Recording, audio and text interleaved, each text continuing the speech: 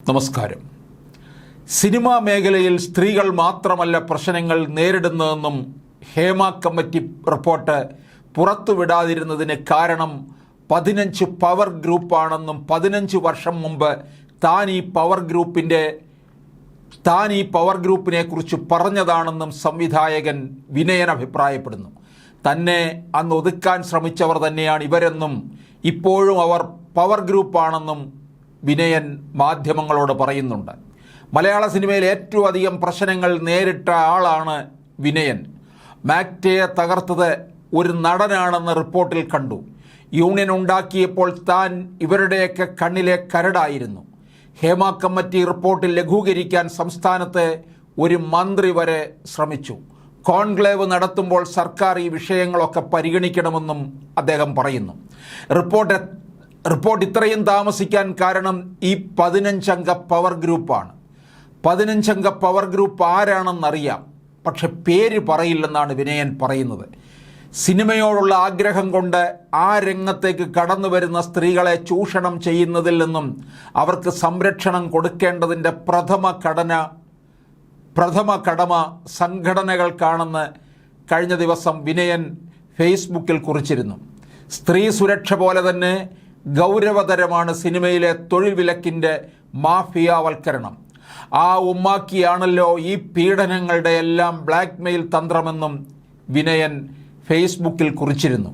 വിനയൻ്റെ Facebook post ഇപ്രകാരമാണ്: പ്രതികാരം നിറഞ്ഞ നിങ്ങളുടെ ക്രൂര വിനോദത്തിന് വിധേയനായ ഒരാളാണല്ലോ ഞാനും. നിങ്ങളെ വിമർശിച്ചതിൻ്റെ പേരിൽ മുഖത്ത് നോക്കി കാര്യങ്ങൾ തുറന്നു പറഞ്ഞതിൻ്റെ പേരിൽ എന്നെ 12ഓളം വർഷം വിലക്കി നശിപ്പിച്ചവരാണ് നിങ്ങൾ. ഏത് പ്രമുഖൻ്റെയും മുഖത്ത് നോക്കി കാര്യങ്ങൾ തുറന്നു പറയാൻ ഏത് ജൂനിയർ ആർട്ടിസ്റ്റിനും ധൈര്യം കൊടുക്കുന്ന ഒരു സംഘടന മലയാള സിനിമയിൽ ഉണ്ടായതിൻ്റെ 2ാം വർഷം നിങ്ങളതിനെ തകർത്ത് നിങ്ങളുടെ ചൊൽപ്പടിക്ക് നിൽക്കുന്ന ഒരു സംഘടന ഉണ്ടാക്കിയത് എന്തിനാണ്? അവിടെ നിന്നല്ലേ ആധുനിക സിനിമാ ഗുണ്ടായിസത്തിൻ്റെ വേലിയേറ്റം മലയാള സിനിമയെ കൂടുതൽ മലീമസമാക്കാൻ തുടങ്ങിയത്. 2008 ഡിസംബറിൽ തകർത്തെറിഞ്ഞ മാക്ട ഫെഡറേഷൻ എന്ന സംഘടനയുടെ സ്ഥാപക ജനറൽ സെക്രട്ടറി ആയിരുന്നു ഞാൻ. സംഘടന തകർത്തിട്ടും വൈരാഗ്യം തീരാഞ്ഞ നിങ്ങൾ എന്നെയും വിലക്കി.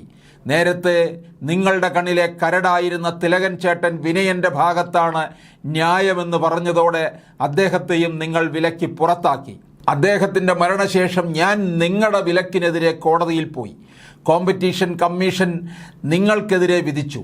കോടികൾ മുടക്കി നിങ്ങൾ സുപ്രീം കോടതി വരെ പോയി കേസ് വാദിച്ചപ്പോൾ എതിർഭാഗത്ത് ഞാൻ ഒറ്റപ്പെട്ടു പോയിരുന്നു. പക്ഷേ സത്യം എൻ്റെ ഭാഗത്തായിരുന്നു.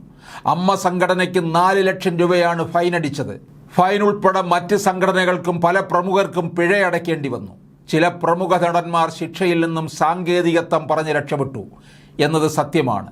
വീണ്ടും തെളിവുകളുമായി അവരുടെ പിറകെ പോകാനൊന്നും ഞാൻ നിന്നില്ല. എനിക്ക് എൻ്റെ ഭാഗം സത്യമാണെന്ന് ജനങ്ങളെ അറിയിക്കണമെന്നേ ഉണ്ടായിരുന്നുള്ളൂ. മാക്ട ഫെഡറേഷൻ അന്നുണ്ടാക്കിയപ്പോൾ പ്രധാനമായി ഉണ്ടാക്കിയ യൂണിയൻ ജൂനിയർ ആർട്ടിസ്റ്റുകൾക്ക് വേണ്ടിയായിരുന്നു.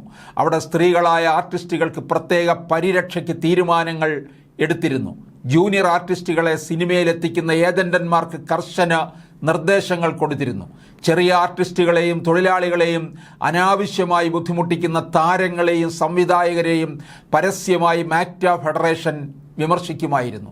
അങ്ങനെ ഒരു സംഘടന ഇവിടുത്തെ താരപ്രമുഖർക്കും സൂപ്പർ സംവിധായകർക്കും അവരുടെ ഉപജാപക വൃന്ദത്തിൽപ്പെട്ട നിർമ്മാതാക്കൾക്കും കണ്ണിലെ കരടായി. ക്രിമിനൽ പശ്ചാത്തലമുള്ള ഡ്രൈവർമാരും പിണിയാളുകളുമൊക്കെ എങ്ങനെ സിനിമയിൽ നുഴഞ്ഞു കയറി എന്ന് നമ്മുടെ സിനിമാ പ്രമുഖർ ഇനിയെങ്കിലും സത്യസന്ധമായി ഒന്ന് ചിന്തിക്കേണ്ടിയിരിക്കുന്നു.